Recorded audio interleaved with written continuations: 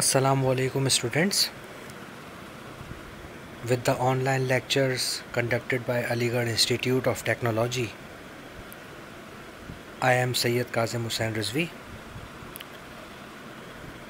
and in the sequence of online classes, it's my lecture number 6 for class first year English. Today we are discussing chapter number 5, Act 3 of the Silver Box by John Galsworthy. It's a very important chapter regarding your final term examination.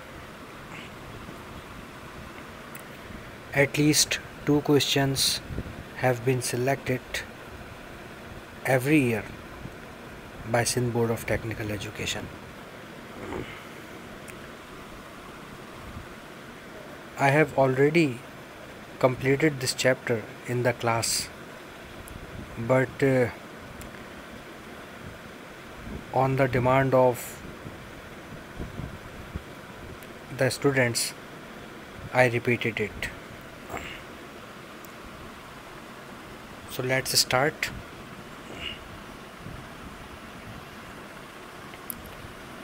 Introduction to the author. This play is written by John Galsworthy, an eminent novelist and playwright. Introduction to the author, मुसन्निफ़ का तारुफ. This play is written by John Galsworthy. इस खेल को John गैल्सवर्दी की जानिब से लिखा गया. An eminent novelist. Eminent,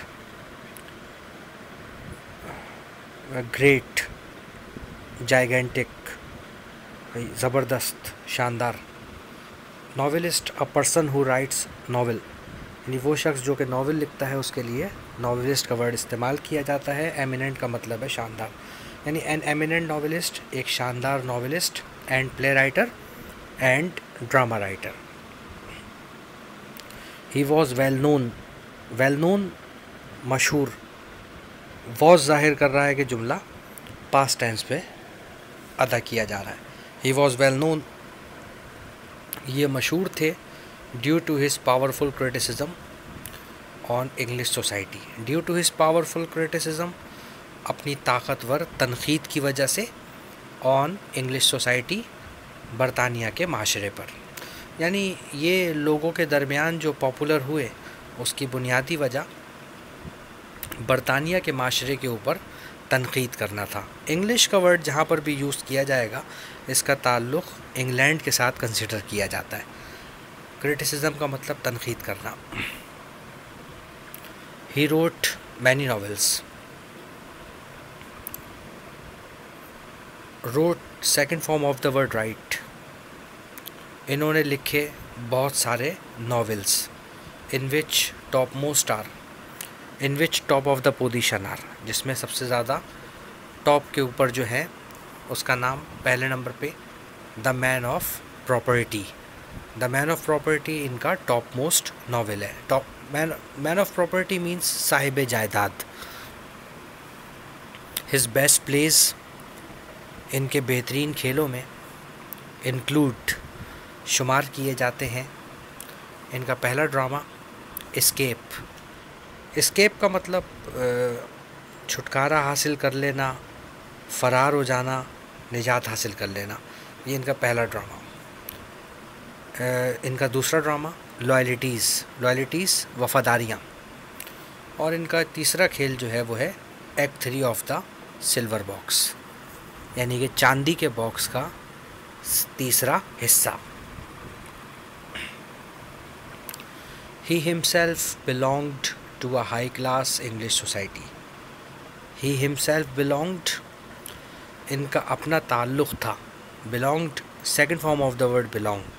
himself, अपना, इनका अपना ताल्लुक़ था to a high class English society, बरतानिया के एक ऊंचे घराने से.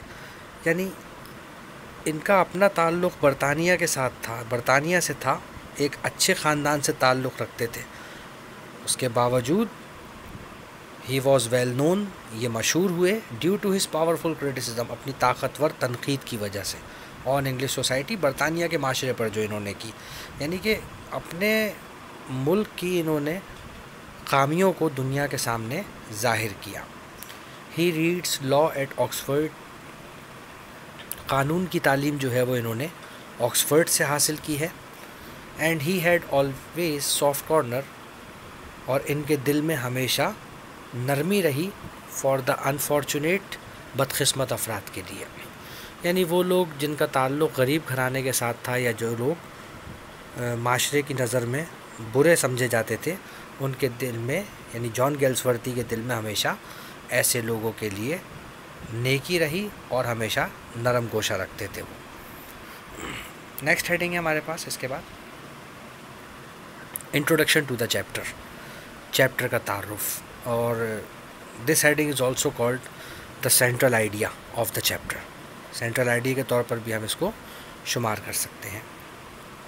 The play act 3 of the silver box, यानी ये जो खेल है act 3 of the silver box, चांदी के बॉक्स का तीसरा हिस्सा, इज़ एन इंटरेस्टिंग स्टोरी, एक दिलचस्प कहानी है, विच ट्रूली रिफ्लेक्ट्स, विच ट्रूली हाईलाइट्स, जो कि सच्चाई को ज़ाहिर करती है, ट्रूली सच्चाई, रिफ्लेक्ट्स ज़ाहिर करना, हाईलाइट करना, the injustice of the court, अदालत की नाइंसाफ़ी को, of a civilised English society, बरतानिया के महज़्ज़ब माशरे की, तहज़ीब याफ्ता माशरे की, यानी ऑथर कह रहा है कि बरतानिया का वो माशरा जो कि अपने आप को बहुत ज़्यादा तहज़ीब याफ्ता कहता है, उसके अंदर जो अदालत में नाइंसाफ़ियाँ लोगों के साथ की जाती हैं, इस कहानी में उन नाइंसाफ़ियों को ज़ाहिर करने की कोशिश की गई है। It is a multi character play, it is a multi story play, यानी दो तरह की कहानियाँ इसमें आपको मिलती हैं, in which the author is trying to highlight, जिसमें ऑथर जो है वो कोशिश कर रहा है टू हाईलाइट, ज़ाहिर करने की, the corruption of English system, बरतानिया के सिस्टम की करप्शन को, यानी इस पूरी कहानी के अंदर आपको बरतानिया के अंदर होने वाली करप्शन के हवाले से ऑथर ने कोशिश की है कि उसकी बुराइयों को आपके सामने लाया जा सके। तो ये इंट्रोडक्शन ऑफ द चैप्टर है इसका। Then the next heading, the starting of the chapter, act 3 of the silver box, चांदी के बॉक्स का तीसरा हिस्सा। The play started with the court scene of 2 little girls, यानी खेल की जो शुरुआत होती है, द प्ले स्टार्टेड, खेल की जो शुरुआत होती है, विद द कोर्ट सीन, अदालत के एक मंज़र से, ऑफ 2 लिटिल गर्ल्स, 2 छोटी लड़कियों के हवाले से, हु वर अलोन, जो कि तन्हा थी, अलोन तन्हा, वर ज़ाहिर करता है कि जुमला पास्ट टेंस में है, हु वर अलोन, जो कि तन्हा थी, due to the separation of their parents, अपने वालदैन से अलहदगी के बाद, यानी खेल की जो शुरुआत हुई है वो अदालत के एक मंज़र से हुई है, जिसमें 2 मासूम लड़कियां जो हैं वो तन्हा थीं अपने वालदैन से अलहदगी के बाद। अच्छा, ये जो पूरी कहानी आपके सामने बयान की जाएगी act 3 of the silver box की, ये जो चैप्टर है, this chapter has been taken from the book of intermediate second year, यानी इंटरमीडिएट की जो सेकेंड ईयर की किताब है और उसमें से इस चैप्टर को हासिल किया जा रहा है, ठीक है ना। तो एक्चुअल टेक्स्ट जो है वो तो उसी चैप्टर के अंदर ही मौजूद है। आपके पास जो यहाँ पर चीज़ बयान की जा रही है, जो जो चीज़ें उसमें बयान की गई हैं और यहाँ पर बयान नहीं की जा रही हैं, मैं कोशिश करूँगा कि एक्सप्लेनेशन में इस पॉइंट को क्लियर कर दूँ। जैसे ये पहला सीन जो आपके सामने बयान किया जा रहा है, तो ये सीन बुनियादी तौर पर ये है कि ये लड़कियाँ जो कि एक्चुअल टेक्स्ट के अंदर जिनकी एज 10 साल और 11 साल बयान की गई है, यानी 2 मासूम लड़कियां जिसमें से एक लड़की जो है वो 10 साल की है जबकि दूसरी जो है वो 11 साल की है। इन दोनों लड़कियों को लाइविन गर्ल्स के नाम से मुखातिब किया गया है इस खेल के अंदर।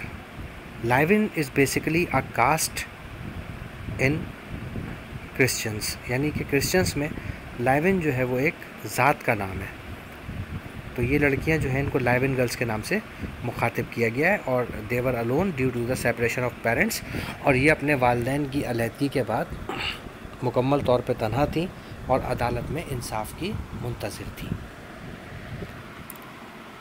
लेटर ऑन, बाद में, the actual case was presented, असल केस जो है वो पेश किया गया, which revolves around Jack Barthwick, जो कि एक किरदार जैक बार्थविक के इर्द गिर्द गर्दिश करता है।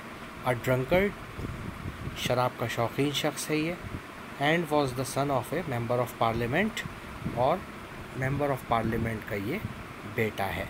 यानी जैक बार्थविक के इर्द गिर्द जो है वो ये पूरी कहानी जो है वो गर्दिश करती है, जो कि बुनियादी तौर पे शराब का शौकीन है और इसी के साथ ही साथ मेंबर ऑफ पार्लियामेंट का बेटा है। He had snatched a ladies purse, snatched second form of the word snatch, छीनना। ही हैड स्नैच्ड, इसने छीना, अ लेडीज़ पर्स, एक खातून का purse. Late night in a fit of a drunken condition, यानी रात को देर का वक्त है, in a fit of a drunken condition, and he was completely in a drinking condition, यानी कि मुकम्मल तौर पे ये शराब की हालत में डूबा हुआ है। Jack Barthwick was not able to open the door, Jack Barthwick was unable to open the door of his house, यानी जैक बार्थविक जो है वो इस काबिल नहीं था कि दरवाज़े को खोल सके। So he asked help to a passer by, तो उसने मदद के लिए पुकारा नज़दीक से गुज़रते हुए एक शख्स को। पासर बाय का मतलब नज़दीक से गुज़रता हुआ शख्स, आस्क्ड पुकारना, उसने नज़दीक से गुज़रते हुए एक शख्स को पुकारा, नेम्ड जेम्स जोन्स, क्या नाम है उस शख्स का? James Jones. As gratitude, gratitude इखलाकी तौर पर, Jack offered Jones to have a drink, यानी जैक बार्थविक ने जेम्स जोन्स को शराब की ऑफ़र की। Jones accepted it, James Jones ने इस ऑफ़र को कबूल कर लिया।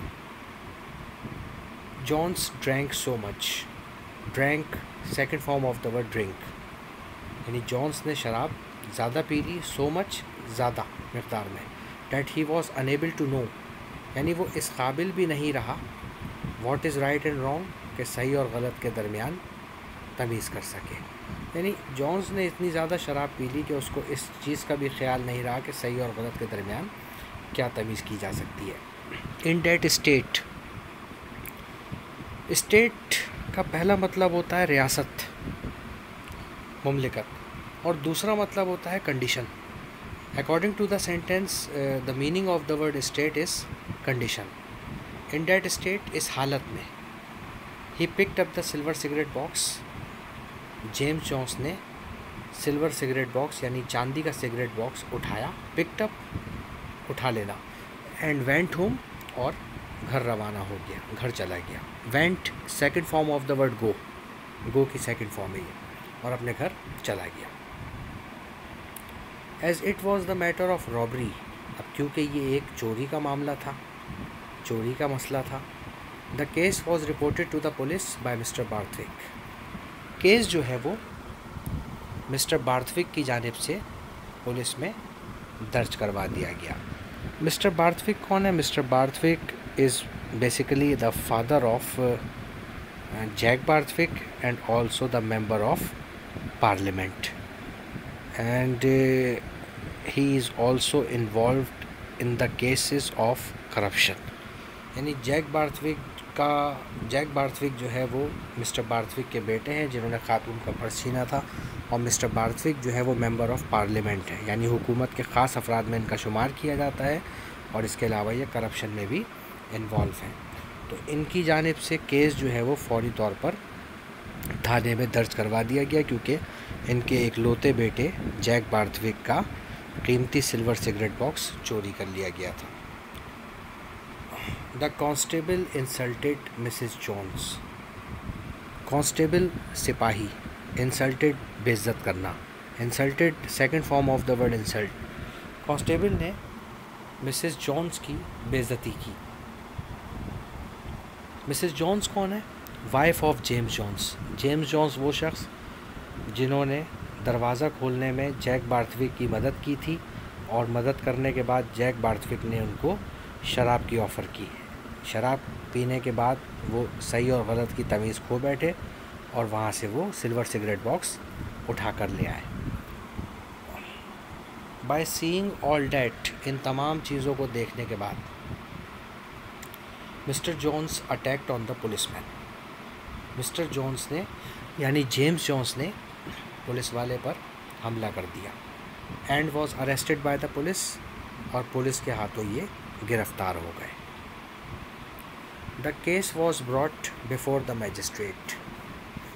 The case was brought before the magistrate, case जो है वो मैजिस्ट्रेट के सामने पेश कर दिया गया। मैजिस्ट्रेट कौन है? वो शख्स जो कि फ़ैसला करने वाला है अदालत में, उनके सामने केस को पेश कर दिया गया। The judicial proceedings were carried out. Judicial proceedings, अदालती कार्रवाइयाँ, वर कैरीड आउट, मुकम्मल कर ली गई। विच प्रूव्ड जॉन्स अ थीफ, जिसमें साबित किया गया जॉन्स अ थीफ कि जेम्स जॉन्स जो है वो एक चोर है, थीफ, चोर। एंड ऑल्सो चार्ज्ड, और उन पर यह भी इल्ज़ाम लगाया गया of attacking on the constable, कि उन्होंने सिपाही पर हमला किया था। एज अ रिज़ल्ट, नतीजे में, Jones who was already out of work, यानी James Jones who was already out of work, James Jones who was already jobless, यानी जेम्स जॉन्स जो कि पहले ही बेरोज़गार था। नाउ हिज वाइफ, अब उसकी बीवी, हु वॉज चार वुमेन, इसको चार वुमेन भी पढ़ा जाता है, बाज़ औक़ात इसको कार वुमेन भी पढ़ा जाता है, यानी जेम्स जॉन्स की जो वाइफ है जो कि चार वुमेन है मिस्टर बार्थविक के घर में। हु वॉज चार वुमेन इन बार्थविक हाउस, जो कि जेम्स जॉन्स के जो कि मिस्टर बार्थविक के घर के अंदर चार वुमेन का काम करती हैं। Also dismiss from the service, उनको भी मुलाजमत से बरतरफ कर दिया गया, यानी कि निकाल दिया गया। वाइल द एक्चुअल क्रिमिनल, जबकि जो असल मुजरिम है, डैट इज़ जैक बार्थविक। कौन है वो? Jack Barthwick. Due to his father's influence, अपने वालिद की रिसोर्सेज की बुनियाद पर, बिकम एक्विट्स, उनको बाइज्जत तौर पर रिहा कर दिया गया। एक्विट्स का मतलब रिहा कर देना। तो यहाँ पर ये जो स्टोरी आपके सामने बयान की जा रही है, ये बुनियादी तौर पर थोड़ी सी कहानी जो है वो यहाँ पर घूमी हुई है। उसकी बुनियादी वजह यहाँ पर यह है कि मिस्टर बार्थविक जो हैं वो करप्शन में इन्वॉल्व थे, और उनका जो बेटा है जैक बार्थविक, वो भी कंप्लीट तौर पर इन्वॉल्व था करप्शन के अंदर। मिस्टर बार्थविक के घर में जो ख़ातून काम करती हैं, उनका नाम है मिसेस जॉन्स, जो कि बुनियादी तौर पर जेम्स जॉन्स की वाइफ हैं। अब यहाँ पर जो चीज़ बयान करने के हवाले से इम्पॉर्टेंट है वो ये कि असल मुजरिम जो है वो ऑथर के मुताबिक जैक बार्थविक नहीं है, यानी कि जेम्स जॉन्स नहीं है और जैक बार्थविक है। तो और कहानी के हवाले से अगर देखा जाए तो जेम्स जॉन्स ने ही जो है वो सिल्वर सिगरेट बॉक्स उठाया था। तो यहाँ पर कहानी का थोड़ा सा रुख इस तरह से है कि जैक बार्थविक जो है वो असल क्रिमिनल इस लिहाज से कि जैक बार्थविक ने शराब की हालत में ख़ातून से एक पर्स छीना था, जिस पर्स के अंदर सिल्वर सिगरेट बॉक्स मौजूद था। वो ये सिल्वर सिगरेट बॉक्स अपने घर लेकर आ जाता है और अपने घर का दरवाज़ा खोलने की कोशिश करता है, लेकिन मुकम्मल तौर पे शराब की हालत में होने की वजह से वो अपने घर का दरवाज़ा नहीं खोल पाता। तो वो अपने घर के दरवाज़े पर से गुज़रते हुए एक शख्स जेम्स जॉन्स को मदद के लिए पुकारता है कि वो दरवाज़ा खोलने में उसकी मदद करे। जैसे ही वो जेम्स जॉन्स अपने घर का यानी उसके घर का दरवाज़ा खोलने में उसकी मदद करता है, तो वो इखलाकी तौर पर उसको शराब की ऑफ़र करता है, यानी जिसके लिए जेम्स जॉन्स जो है वो रज़ामंदी ज़ाहिर कर देता है। अब यहाँ पर कहानी का थोड़ा सा रुख ये है कि जेम्स जॉन्स बुनियादी तौर पर जो है वो अपनी वाइफ को लेने के लिए मिस्टर बार्थविक के घर पे आया हुआ होता है, जो कि उनके घर पे खाना बनाने का काम अंजाम दे रही होती हैं। यहाँ पर कहानी ये बयान की जा रही है कि जेम्स जॉन्स जो है वो मुकम्मल तौर पे बेगुनाह होता है, उसका कोई कसूर नहीं होता। शराब के नशे में मुकम्मल तौर पे जब वो चूर हो जाता है तो उसको अंदाज़ा नहीं होता कि क्या सही है और क्या गलत है। इस लिहाज से वो सिल्वर सिगरेट बॉक्स जो है वो जैक बार्थविक अपनी जेब से निकाल कर उसकी जेब में डाल देता है, जिसके पीछे रीज़न ये बयान किया गया है कि जेम्स जॉन्स की जो वाइफ है मिसेस जॉन्स, वो जैक बार्थविक को उसके बुरे कामों की बुनियाद पर हर वक्त डांट डपट उसके साथ करती रहती हैं। और मिस्टर बार्थविक जो हैं उनका एतबार जेम्स जॉन्स की वाइफ पर मुकम्मल तौर पे होता है। तो हर वक्त जैक बार्थविक जो है वो इसी परेशानी में रहता है कि किसी तरह से इस औरत से मुझे छुटकारा दिलाया जाए, इस औरत को घर से निकाला जाए, ताकि मैं जिन बुरे कामों को कर रहा हूँ उसको करने में मुझे आज़ादी मिल सके। तो ये कहानी जो है वो यहाँ पर इस तरह से बयान की जा रही है। ऑथर यहाँ पर क्या कह रहा है कंक्लूजन में, द राइटर सक्सेसिवली प्रेजेंटेड, यानी ऑथर जो है वो कामयाबी के साथ पेश करता है corruption of social injustice of English society, बरतानिया के अंदर होने वाली माशरे में नाइंसाफ़ियों को मुसन्निफ़ जो है वो कामयाबी के साथ पेश करता है। Where there is no importance of law, जहाँ पर क़ानून की कोई अहमियत नहीं है, टू पनिश द रिच, कि वो अमीर को सज़ा दे सकें, बट ओनली पुअर सफ़र्ड, मगर हमेशा गरीबों को ही परेशानी का सामना करना पड़ता है। सफ़र्ड का मतलब होता है परेशानियाँ या तकलीफ़ें, यानी कि परेशानी मुब्तला रहना। गरीब जो है वो हमेशा परेशानी और तकलीफ़ में मुब्तला रहता है। तो ये act 3 of the silver box का बुनियादी तौर पर जुज़ है। Let's see the question answers of this chapter.